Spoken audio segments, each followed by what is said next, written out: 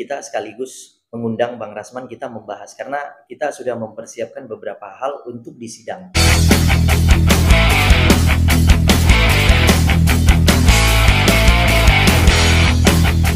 Pengacara Rasman Arief Nasution memenuhi panggilan Bareskrim Polri pada Senin, 4 November 2024 yang lalu. Ia diperiksa sebagai tersangka pencemaran nama baik Hotman Paris Hutapea. Diketahui, Hotman Paris melaporkan Rasman Arief Nasution dan Iklim Hakim ke polisi dengan tuduhan mencemarkan nama baiknya. Direktorat Tindak Pidana Siber, Ditipid Siber Bareskrim Polri pun telah menetapkan Rasman sebagai tersangka kasus pencemaran nama baik pada April 2023 atas dasar laporan Hotman Paris.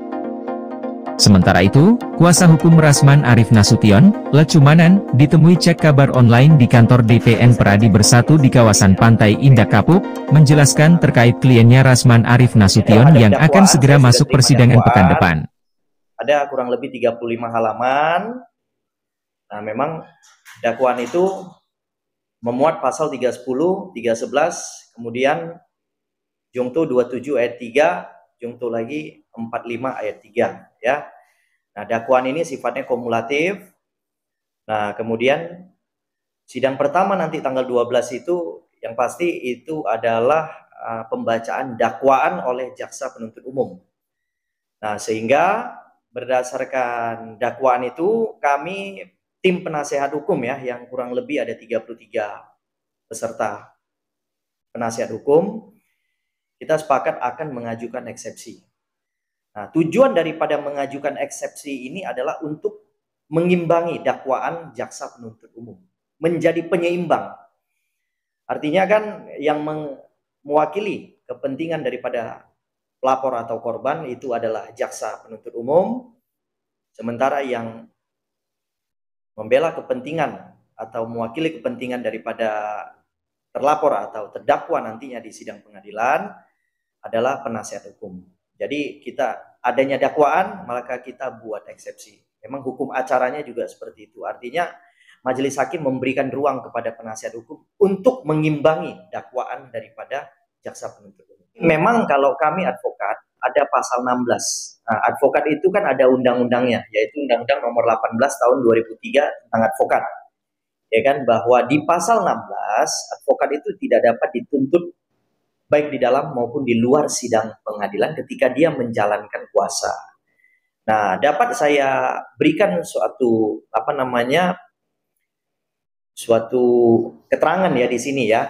Kalau saya membaca kemudian saya mendengar ya seluruh melihat juga ya seluruh alat bukti dan saya simpulkan memang Bang Rasman kemarin itu dalam rangka menjalankan kuasa. Kalau dia dalam rangka menjalankan kuasa, menggunakan surat kuasa, menjalankan kuasa, membela kepentingan kliennya, memang itu nggak bisa dituntut. Baik itu di dalam maupun di luar sidang pengadilan. Nah, tapi di sini kan cenderung penyidik telah memberkas suatu perkara, ya kan, untuk membela kepentingan korban. Nah, kemudian oleh jaksa penuntut umum dinyatakan berkas perkara memenuhi persyaratan untuk dilimpahkan ke pengadilan yang akhirnya berkas perkara dilimpahlah ke pengadilan. Nah, sekarang di pengadilan pun kan artinya kita akan uji ini. Apakah yang disusun oleh penyidik, kemudian yang disusun oleh jaksa penuntut umum itu sudah benar-benar akurat kan begitu kan? Itulah gunanya pengadilan untuk supaya kita memberikan satu kepastian juga kepada yang namanya terlapor atau terdakwa dan juga memberikan kepastian juga kepada pelapor. Nah, cuman dalam hal ini yang bisa saya sampaikan kepada rekan-rekan media, kita ini kan negara hukum, ya kan? Kita ini kan tidak diperkenankan untuk nginjak-nginjak hukum. Nah, di sini akan kita coba ini ya keberanian para hakim untuk mematuhi hukum atau tidak. Nah, contohnya ada putusan MK nomor 26 tahun 2013 yang merubah pasal 16 Undang-Undang Advokat yang tadinya imunitas itu hanya di dalam pengadilan menjadi di luar dan di dalam pengadilan. Nah, kalau hakim berani tabrak itu aturan, wah itu berarti hakimnya sudah tidak bermoral juga kan begitu ya. Nah, contohnya ada satu jurisprudensi di mana mungkin rekan-rekan media mengingat masa lampau terhadap perkara Haris dan Fathia. polisi mentersangkakan tidak ditahan, ya. Jaksa mem-P21 tidak ditahan, akhirnya bersidang, betul kan? Jaksa menuntut full 4 tahun. Oke, tuntutannya 4 tahun full, tapi putusan majelis hakim apa? Bebas. Berarti keadilan masih ada. Dan itu lawannya mantan Menko, ya termasuk orang sangat kuat lah di Republik ini. Nah, itu benar-benar hakim itu benar-benar menegakkan. Nah, di sini apakah sama atau tidak? Nah, Haris dan Fathia tidak dalam menjalankan kuasa, tapi bebas.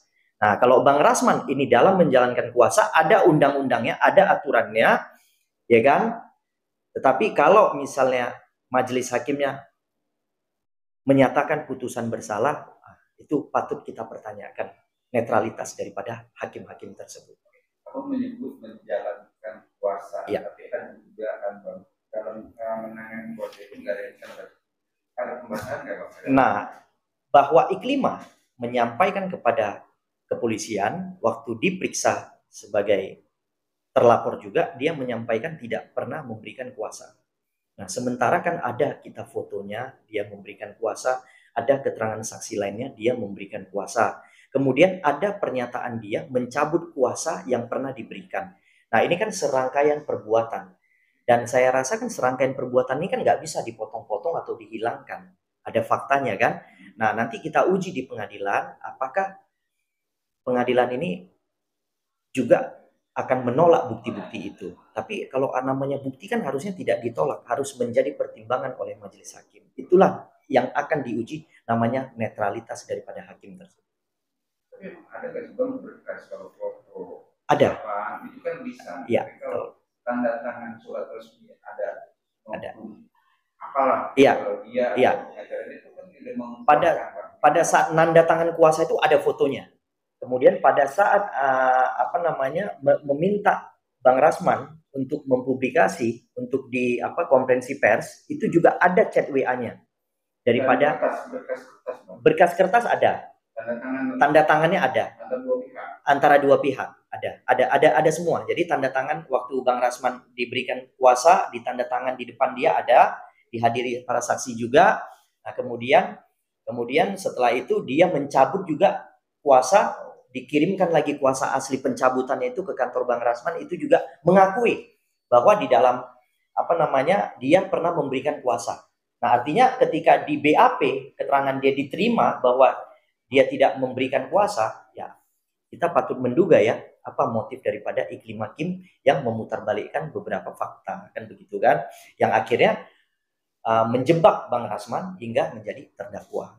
Tapi bersama-sama terdakwa ya, artinya ya bersama-sama. Abang bicara menjebak, kalau Rasman dan dia juga sebagai lawyer yang dikatakan sah, ini berbalik dong. Iya. Jadi, nah artinya kan gini, sebenarnya ketika konteks daripada pembelaan itu, ya ada seorang klien, ada seorang PH atau penasihat hukum. Nah, kemudian si klien mengeluh kan, pasti klien ketika bertemu dengan pengacaranya pasti mengeluh. Ada masalah, ada seperti ini, bagaimana penanganannya. Dan setelah disepakati penanganan itu, dan kemudian penanganan itu langsung dilakukan oleh si penerima kuasa, contoh penasihat hukum, maka menurut saya dua-duanya harusnya nggak bisa dituntut. Dua-duanya. Ketika kita ngambil contoh simpel, ketika seorang wartawan meliput suatu meliput suatu peristiwa, dan kemudian peristiwa itu banyak yang artinya tidak berkenan atas peristiwa itu, kemudian melaporkan, kemudian wartawan itu kemudian jadi tersangka. Nah, itu kan nggak patut ya menurut saya. Nah, jadi kalau tugas wartawan adalah meliput, kemudian mengumpulkan berita, menyiarkan berita. Nah, kalau sudah sesuai SOP-nya, saya rasa walaupun dilaporkan, dipaksakan juga tetap akan bebas itu. Menurut saya ya, seperti itu. Ini kurang lebih akan seperti itulah. Nah, kurang lebih akan seperti itu. Ini terlihat sudah dipaksakan, ya kan? Karena bisanya polisi mengabaikan pasal 16 Undang-Undang Advokat, kemudian mengabaikan lagi putusan MK. Putusan MK itu tertinggi loh. Putusan MK itu tertinggi. Jadi artinya dia bisa mengalahkan peraturan-peraturan lainnya gitu. Itulah putusan MK. Sehingga menurut hemat saya akan uji ini di pengadilan, kita akan uji dengan pembuktian kita akan uji juga netralitas daripada majelis hakim yang menangani perkara. Nah, terlihat sudah ketidakberimbangan di tingkat kepolisian, sudah jelas tidak berimbang. Karena polisi mengabaikan putusan MK, mengabaikan undang-undang advokat. Yang kedua, lanjut ke kejaksaan, juga terkesan diabaikan. Nah, ini kita lihat nanti di pengadilan. Nah, Mahkamah Agung kita akan lihat. Pengadilan itu kan member daripada Mahkamah Agung, ya kan? Dia adalah mahkamah yang menyidangkan suatu perkara. Nah, kita akan uji, kita akan lihat netralitas daripada hakim-hakim yang menangani. Ini kan proses di ini kan akan masuk.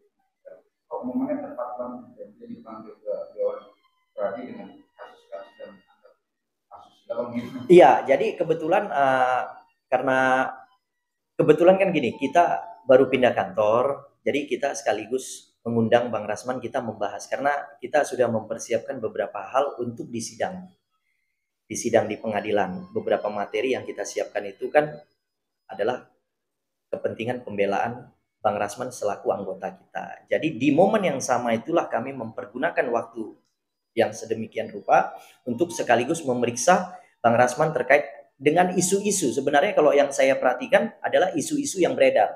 Jadi kami mau memastikan ketika isu-isu itu benar atau tidak terhadap langsung kepada Bang Rasman. Karena sampai saat ini yang kalau terhadap yang katanya asusila itu sampai sekarang kita tunggu, nggak pernah ada pelapor yang datang menyampaikan bahwa ada pelecehan atau apa, nggak ada. Cuman kami karena begitu ramainya media sosial yang menyiarkan bahwa ini adalah merupakan pelanggaran etik dan segala macamnya, ya kami di waktu yang bersamaan ini kami panggil Bang Rasman, kami klarifikasi lah coba dari Bang Rasmannya langsung, ya kita melihat ada bukti-bukti yang memang seolah-olah itu dibuat untuk menjatuhkan kredibilitasnya Bang Rasman selaku advokat. Apa bilang menjatuhkan dari laporan yang sekarang masuk proses pengadilan ini kan ada konteks kasus juga Bang. Akhirnya dia dilaporkan dan yang di mana itu? Yang di Pengadilan Jakarta Utara. Kalau nggak salah nih, Hotman itu melaporkan dia diduga melakukan atau iya, iya, itu kan Hotman pelakunya diduga waktu itu kan? Iya, kan bilang. Iya. Perkaranya itu masuk juga. Iya. Iya, kalau Hotman melaporkan Bang Rasman kan pencemaran, ya kan? Pencemaran. Bukan. Hotman melaporkan Bang Rasman kayaknya pencemaran. Pencemaran nama baik kan? Yang di Utara Jakarta Utara yang akan disidang ini pencemaran ini. Pencemaran nama baik kan? Konteksnya apa? Konteksnya adalah waktu itu Iklim Hakim datang kepada Bang Rasman menyampaikan bahwa dia diduga dilecehkan. Diduga dilecehkan. Nah, kemudian konteksnya setelah mereka tanda tangan kuasa, akhirnya kemudian Bang Rasman melakukan tindakan dia sebagai lawyer kan, langsung mengambil tindakan, kemudian sebagai lawyer ya dia memberikan peringatan, memberikan somasi, ya itu memang SOP-nya lawyer lah saya rasa, gitu. Nah. Kalau ini kan kasusnya main lama, kenapa baru dibuka? Ya ada kepentingan ya kalau menurut saya ya, kepentingannya ya yang pertama mungkin dari pihak HPH ya kan selaku merupakan pengacara atau teman baik daripada pihak penguasa kan, ya kan. Jadi yang tadinya berkas perkara ini sudah bolak-balik daripada jaksa penuntut umum yang akhirnya tiba-tiba dinyatakan lengkap atau dengan kata lain P21 oleh pihak kejaksaan. Jadi kalau memang saya melihat di sini ya artinya ada kepentingan atau tendensi ya terhadap perkara tersebut. Dipaksakan kalau kita lihat ya dipaksakan. Memang segala sesuatu kan kalau memang tindak pidananya ada, ya kan, kalau polisi itu nggak perlu melengkapi berkas 2-3 bulan pun lengkap itu berkasnya. Kenapa ini sampai bertahun, 2 tahun lebih nih, ya kan? Ketika pergantian presiden, akhirnya P21 berkas itu. Ya, tapi saya nggak mau menilai ke sana karena saya masih percaya badan peradilan adalah badan yang benar-benar adil untuk kita masyarakat Indonesia. Iya, betul. Dalam tahap pemeriksaan itu juga Iya, jadi artinya kenapa Bang Rasman tidak dilakukan penahanan di tingkat kejaksaan? Karena yang pertama Bang Rasman satu kooperatif. Nah, kebetulan Iklim Hakim rupanya kooperatif juga. Jadi terhadap penahanan itu kan biasanya umumnya adalah tergantung pada subjektivitas penyidik. Jadi kalau penyidik menilai bahwa tersangka, terlapor atau terdakwa ini adalah kooperatif, maka mereka akan menyampaikan tidak perlu dilakukan penahanan. Tapi ketika mereka menganggap bahwa terlapor atau tersangka ini tidak kooperatif, maka mereka akan mengambil tindakan dengan menerbitkan surat perintah penahanan. Nah, jadi kedua orang tersebut ya bernama Bang Rasman dan Putri Iklima Aprilia kooperatif, dinilai oleh kejaksaan kooperatif sehingga tidak perlu dilakukan penahanan. Dugaan tidak ada tahanan luar kota atau tahanan Jakarta, Pak? Nggak ada, saya bisa pastikan itu tidak ada, karena dalam dakwaan yang saya baca memang tidak ada penahanan, baik itu di tingkat penyidikan maupun di tahap penuntutan, tidak ada penahanan. Itu confirm, jadi bukan merupakan tahanan kota atau apa tidak.